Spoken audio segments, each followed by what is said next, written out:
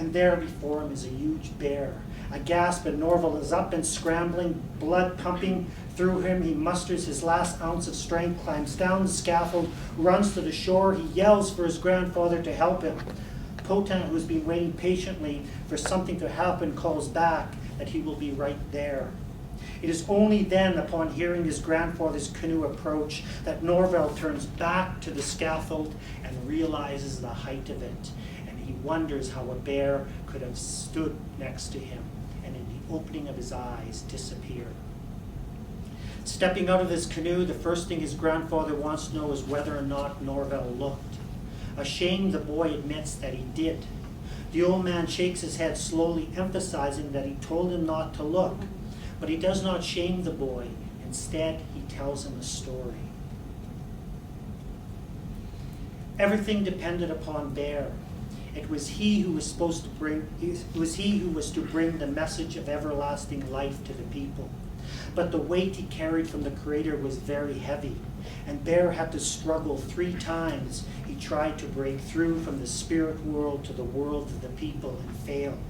On the 4th try, he stuck out his tongue, and like an arrow, he passed through to the other side. With a grin, he tells Norval that Bear is so powerful, he owns 3 cities. They could be Chicago, Montreal, or New York. He is one of the richest bears in the world, and you could have had all the success you wanted. Yet despite looking, you will still have a little. All the same, he took pity on you. He came to visit you. These words from his grandfather Norval will always remember, and he will spend countless hours rendering his vision of Bear, the shaman protected by bear power, sacred bear quest, the medicine bear, sacred bear from vision. All these and more he will paint. Many years later, Norval, with his own grin, will say, "If I had not looked, I could have had much further success than what I have now. But I'm not doing too badly. This is what my people, I would like them to know."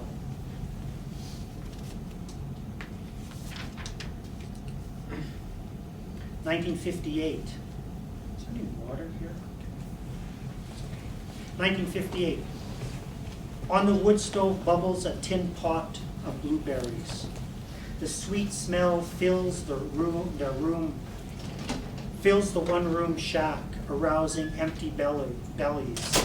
With his new wife nursing their newborn in the bedroom, Norval sits at a rough-hewn table and takes up a blunt crayon and holds it tenderly over the brown wrapping paper.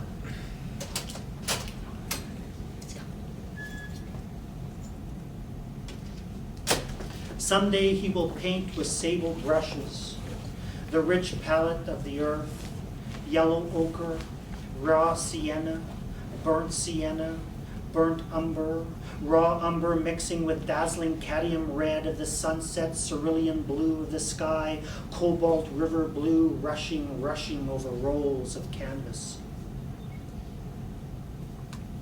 But for now, his aim is in the telling, in the sacred rites of the Medewan, in the wind-stirred voices of the shaking tent ceremony, in the soul-wrenching heat of the sweat lodge, in the pungent sweetgrass, in a gallon of screw-top wine, a bottle of 5-star whiskey, and whatever it takes to draw this energy out inside him out. He wipes a strand of black hair from his eyes, looks up to the cabin window, to the darkening spruce, and he is drawn into the penumbra of receding day. There an owl descends swiftly on a chipmunk scurrying for its little life, as the bush stirs in dying light, and a fleeting glance of bright yellow eyes stare back at him. He closes his own eyes tightly and captures this world inside him. Thunderbird, medicine snake. Morrisseau begins to relive the stories, merging his imagination with the land of his grandfathers and grandmothers, Anishinaabe life filling him completely. Like a loon calling the evening in, his hand dives and breaks through the surface of the coarse paper, and he makes his first mark.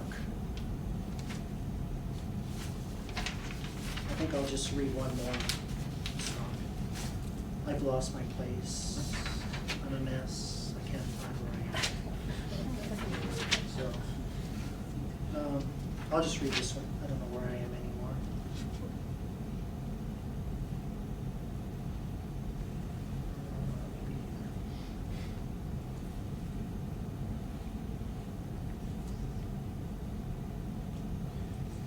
1973.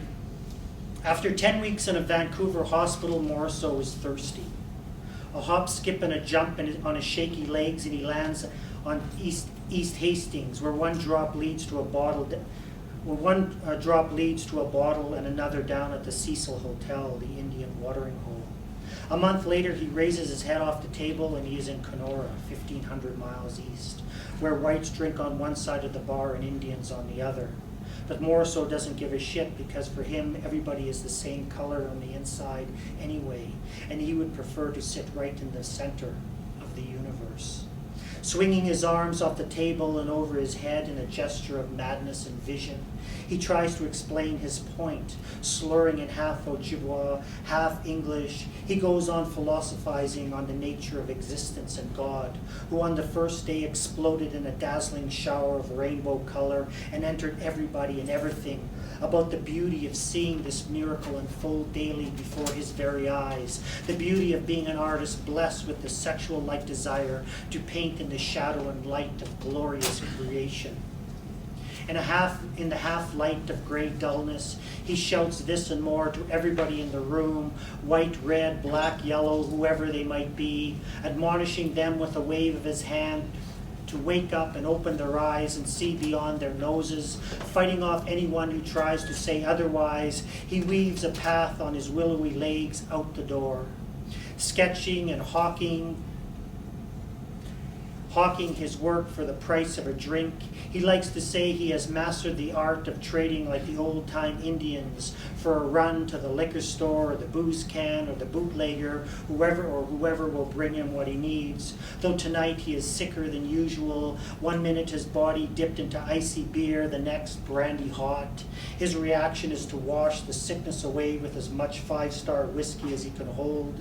Leaning in a dank alley, stinking of piss and puke, around the corner from the bar, though it could be Paris, France, for all he knows or care, he clasps the bottle to his greedy lips, and guzzling as much of the gold as he can, he collapses in the arms of a policeman.